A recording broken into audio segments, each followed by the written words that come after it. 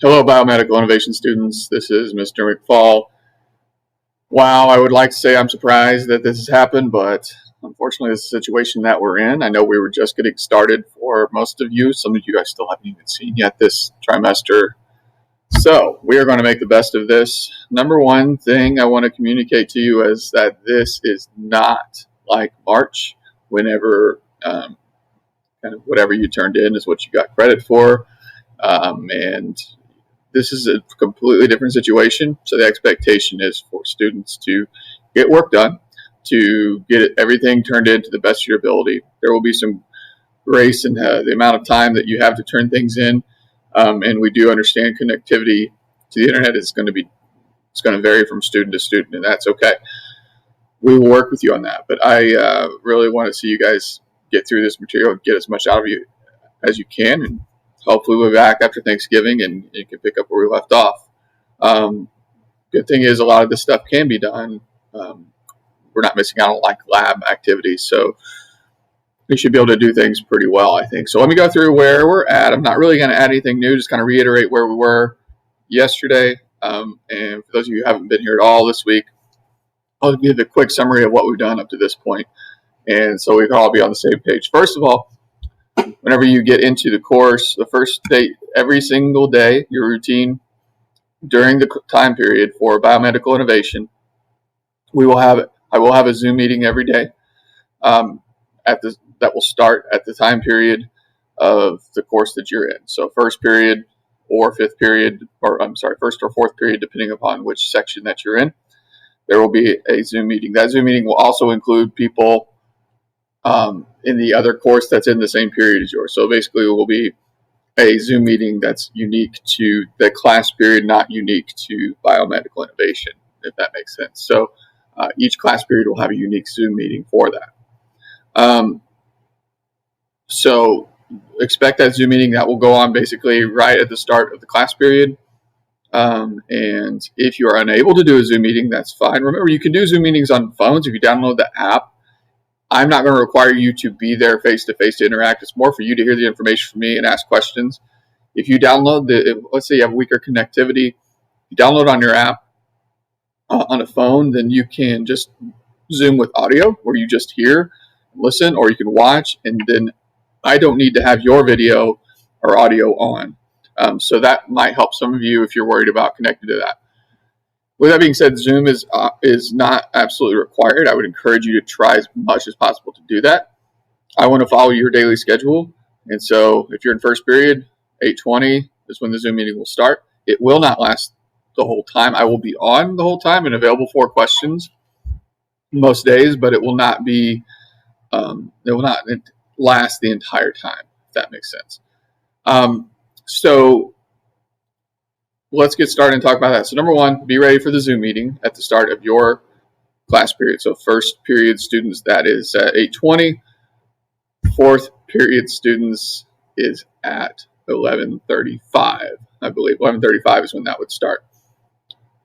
And of course, those of you who have different classes, those other students will be on there. So just like we do in class, I'll be communicating separately, but on the same Zoom. So you can kind of tune me out when I'm not talking about your course. All right? So let's talk about where else to go. Second thing you need to do every day is also at the same time, you need to be in Canvas. So you can see this module has been added. It says BCHS 2020-21 School-Wide Remote Learning. So I made that new module. I'm going to stop updating this absent and quarantine module now that everyone is absent and quarantined. And I will be at some point basically taking attendance based on your participation each day. So I do need to hear from you each day. So if you Zoom, that kind of counts as an attendance. If you're unable to Zoom, then there will be some sort of response question that you'll have to turn in as well. So like a daily almost participation grade, and that will count essentially as attendance for those days. So try to be on that Zoom call if you can, but if you are unable to, that's fine. I will also be recording a separate screencast video similar to this each day explaining what's going on. So you will have two options. Screencast videos will be uploaded in here. I don't have one in here yet because I can't upload the video that I'm currently recording. So, but this video will be in here, and there will also be explanations of what you are expected to do in that video. So obviously I'm not handing out paper packets, and hopefully very, very soon you'll be able to come in and get your materials. So I'll be expecting you to do things digitally, and maybe submit pictures or screenshots of what you've done digitally. You do have some paper copies for now if you want to do things on paper, but ultimately you need to find a way to do things digitally. All right, so look here first for where to go. It tells you where to go in courses and where to log in and things like that. I will be very much available with email, so please email me anytime. And if you need to have a face-to-face conversation or screen-to-screen conversation, we can work that out on Zoom as well. So I'm wanting to be here for you. We're here to help you as much as possible. So here's that remote learning. That's the first place to check. Bells are still ringing. Also check your email. I'll be sending emails specific to all the biomedical innovation students or all the medical intervention students, and just kind of reminding you of what needs to be turned in at times. So let's talk about where we're at in the class. As we go to here. So yesterday we talked about, let me get my tabs figured out here. So we started off back at the beginning of the week with this biomedical innovations packet. So we went through here. The one thing I've taken a grade on this so far, we talked about citations, overview of the course, different biomedical innovations, but this timeline of innovations is the one thing that I have an assignment for in Canvas that you can turn in. It's right here, biomedical innovation timeline. So if you complete that and take a picture of it, then you can submit that, or screenshot of it if you did it digitally. So you'll need to make a copy of this file. Once again, this BI intro, if you don't have it already, it is right here, intro to BI workbook. All right. So, and then we went through and talked a little bit about challenges, biomedical challenges, and then a little bit about biomedical interests. So we're kind of done with that unit. So now we're getting into the emergency medicine workbook, which I passed out yesterday. And we did a little bit of a talk about, I'm not going to have you do anything necessarily with this page right now, but these are kind of the overview of the topics that we'll be covering in this unit on emergency medicine. And so you see, we're going to talk about careers of the ER, tools of the ER, design. And this is the big thing, is ultimately we're going to have a design of the ER. And then trauma, different levels of trauma, triage, and we'll also get into some medical techniques, suturing and things like that. And, I'm fully confident we'll be back. I'm really, really hopeful, I should say, that we'll be back in person to be able to do some of these things, more hands-on things in person. So the thing I asked you to do yesterday, if you were here, is read this article on how emergency rooms work. Actively read it. If you don't have the paper copy of this, if you can print this, awesome. I would print it and annotate it as you read. If you're unable to do that, you do have access to this Cami app, which you can download and annotate things as well, or just take notes as you read it. But as you go through here, it talks about how emergency rooms work. And if you wanted to go ahead and get started on the next thing we were going to do today, essentially is a reflection of that article. So this page right here, basically review ER careers. Pick one career that is interesting that's from that article. Create a graphic showing the path of the patient through the ER. So if you just wanted to put text boxes in here with arrows, you could do something like that, or just a bullet points, however you want to do it, or step 1, step 2, step 3, what the process is as they go through the ER. And then finally, the 3 innovations that help solve some sort of challenge in the ER that were described. Then you can then list those out. So for today, that's kind of where I want you to go. I'm also going to have you start with this tomorrow. So this will be where we're going next.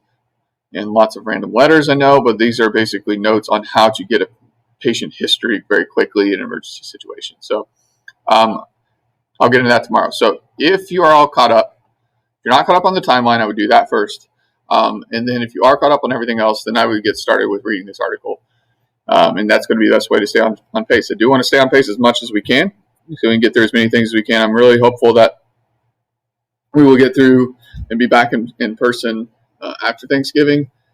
And I really encourage you to stay, don't go hanging out with your friends. Don't go mixing and traveling and doing a lot of things where you're going to, let's keep this thing from spreading so that we can all be back in person and, have a better experience with everything.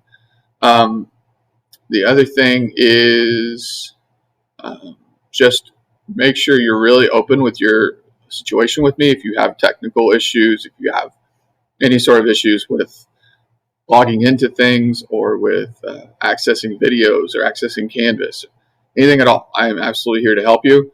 And just be ready for the Zoom. We'll be looking in your email for that Zoom in Canvas also. It'll be in Canvas, and I'll also send it out.